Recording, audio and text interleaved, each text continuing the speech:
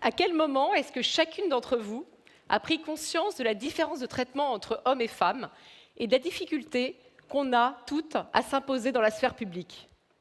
Ayant grandi dans un environnement très féminin, un papa décédé quand j'avais 7 ans, 2 grandes sœurs, une école de filles jusqu'en terminale, j'en ai pris conscience très tardivement. Et paradoxalement, je pense que ça m'a au contraire aidée, parce que je n'ai pas été confrontée finalement à cette différence de traitement à l'école, par exemple. Et loin de me décourager, ça m'a stimulée. Quand je me suis retrouvée en classe préparatoire, dans un environnement cette fois-ci hyper masculin, ça m'a stimulée, ça m'a donné envie d'en découdre. Pourquoi? Parce que je pense que j'avais réellement acquis confiance en moi au cours des années. La confiance en soi, je pense que c'est la condition préalable pour que la femme réussissent à s'imposer aujourd'hui dans la sphère publique. Mais est-ce que c'est du domaine de l'inné ou de l'acquis? J'ai toujours eu confiance en moi. J'ai toujours eu envie de me dépasser, de montrer que je pouvais être aussi bonne que les garçons, tant sur un plan intellectuel que sportif. Et quand j'avais 15 ans, j'ai été vice-championne de France de monoski. Donc j'ai toujours eu envie de me battre. J'ai toujours eu envie d'aller plus loin.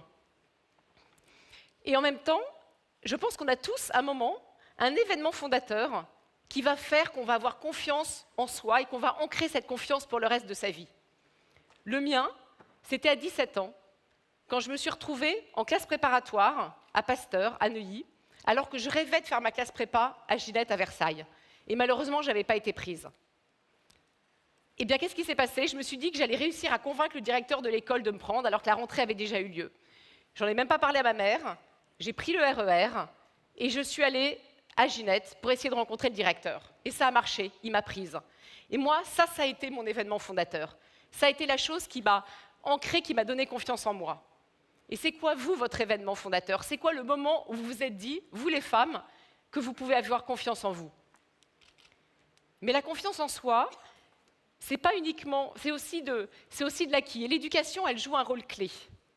Et malheureusement, en France, je trouve que l'éducation, elle ne donne pas vraiment confiance aux enfants. On a par exemple très peu d'apprentissage de la prise de parole en public, et c'est dommage. Je vais vous donner un autre exemple. Il y a des études qui ont montré que quand on donnait un exercice de maths à une classe de filles, en leur disant que traditionnellement, elles réussissent mieux cet exercice que les garçons, le taux de succès, il est de l'ordre de 72%. Maintenant, on prend le même exercice, une autre classe témoin de filles, et on leur dit qu'elles réussissent moins bien cet exercice que les garçons. Eh bien, le taux de succès passe à 58%. Pourquoi? Parce que la plasticité de notre cerveau fait qu'il est extrêmement sensible à l'environnement, extrêmement sensible aux messages qui sont transmis. Est-ce que ça ne veut pas dire qu'il faut mettre en place peut-être certaines inégalités, certaines différences, pour arriver à créer les conditions de l'égalité?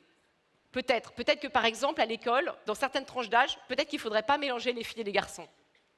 Moi, je n'ai pas de réponse là-dessus, mais ce que je peux vous dire, c'est qu'en tant que mère de 4 enfants, dont 3 filles, qui sont ici présentes, j'estime que j'ai un rôle à jouer pour donner confiance, pour stimuler la confiance de mes enfants. Et c'est vrai pour vous aussi, que vous soyez parents de filles ou de garçons. On a un rôle à jouer. Maintenant, en entreprise, comment est-ce qu'on fait pour également donner confiance? Après la revente de 1001 listes, en 2006, je me suis passionnée pour les sujets autour de la diversité et j'ai rejoint le Women's Forum qui avait été créé par Aude de Thuin. J'ai rencontré beaucoup de patrons emblématiques, en particulier dans l'industrie, qui avaient compris que pour instaurer une certaine forme d'égalité dans leur entreprise, il fallait peut-être accepter de mettre en place certaines inégalités. Je vais vous donner 3 exemples. Le premier, ça concerne la gestion des hauts potentiels. Peut-être qu'il ne faut pas forcément les prendre exactement dans la même tranche d'âge, parce que la femme aurait eu par exemple un congé maternité. Autre exemple, l'expatriation. Souvent, on va dire aux femmes qu'il faut qu'elles aient un passage obligé à l'étranger pour pouvoir prendre un poste à responsabilité. C'est aussi un critère qui peut être défavorable aux femmes. Et si on prend l'exemple des salaires, la femme, les études le montrent, va moins réclamer d'augmentation de salaire que les hommes. Et le patron a un rôle à jouer pour rééquilibrer tout ça. Moi, j'ai eu le cas inverse où une fois, j'avais eu une augmentation de salaire moindre qu'un collègue. Je m'étais plainte et on m'avait dit, bah, écoute, tu as moins réclamé. Voilà. Donc je trouve que les patrons, ils ont un rôle clé à jouer. Et peut-être qu'il faut qu'ils mettent en place quelques inégalités de traitement, si je puis dire, pour créer les conditions de l'égalité. Toujours à l'époque du Women's Forum, j'avais travaillé avec Gérard Mestralet, Suez. Il avait mis en place énormément d'initiatives de cet ordre-là.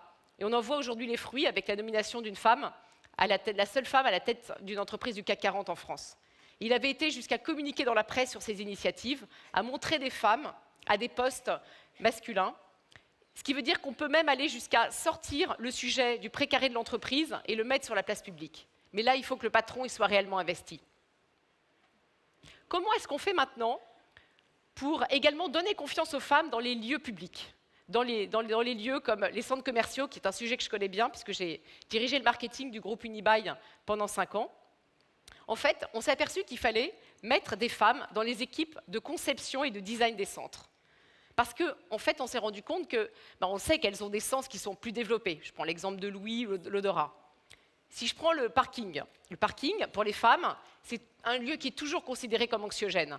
Ça sent mauvais, on ne se sent pas bien, c'est vraiment un lieu où on n'est pas en sécurité.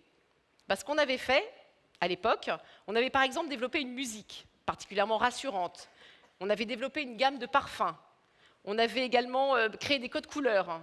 On avait essayé de créer une ambiance qui fait que les femmes allaient être rassurées, allaient prendre confiance en elles et pas se sentir en insécurité.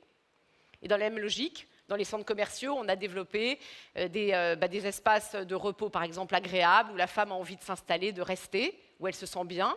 On va développer des attentions avec, par exemple, un voiturier. On va mettre en place plein d'initiatives pour que la femme ait envie d'aller dans ces lieux de vie, mais pas que y aller, mais qu'elle ait aussi envie d'y rester, qu'elle soit seule ou qu'elle soit avec des amis ou avec des enfants. Et maintenant, l'entreprise responsable, elle peut aussi jouer un rôle pour donner confiance aux femmes en leur permettant de s'investir sur des sujets sur lesquels elles vont avoir une sensibilité autre. Il y a 2 ans et demi, j'ai monté un site d'entraide qui s'appelle WELP, W-E-L-P. C'est un site qui met en relation des gens qui veulent se rendre des services bénévoles. Et j'ai toute une dimension en B2B autour de l'engagement des salariés dans la politique de responsabilité sociétale de l'entreprise. Très vite, je me suis rendu compte que plus de 70% des utilisateurs de WELP étaient des femmes. Pourquoi? Parce que la femme, naturellement, elle va aller plus vers l'autre. Elle va être dans cette démarche citoyenne. Eh bien, l'entreprise citoyenne, justement, celle qui est responsable, celle qui va mettre en place une politique de responsabilité sociétale en cohérence avec ses valeurs, elle a tout intérêt à aller dans cette direction. Elle peut donner plus de place aux femmes, elle peut leur donner confiance en leur permettant de s'investir sur des sujets qui ne sont pas uniquement d'ordre professionnel, mais également d'ordre sociétal. Et quand on sait que le gain moyen d'une entreprise qui est engagée en matière de RSE est de l'ordre de 13%, elle a intérêt à aller dans cette direction. Moi, en conclusion, ce que j'ai envie de vous dire, c'est que la confiance, je suis convaincue que c'est vraiment la condition, c'est ce qui va permettre aux femmes de s'imposer dans la sphère publique. Et que pour créer ce climat de confiance, peut-être qu'il faut accepter, à un moment donné, de mettre en place quelques inégalités. Que ce soit dans la façon dont on va élever nos enfants, que ce soit à l'école, que ce soit dans la façon dont on manage en entreprise, ou dont on va concevoir les espaces publics. Mais la femme, elle peut aussi agir. Et quand elle a confiance en elle, elle va être capable justement d'agir et de s'engager. Alors moi, j'ai envie de vous dire, eh bien écoutez, aujourd'hui, toutes les femmes, engageons-nous.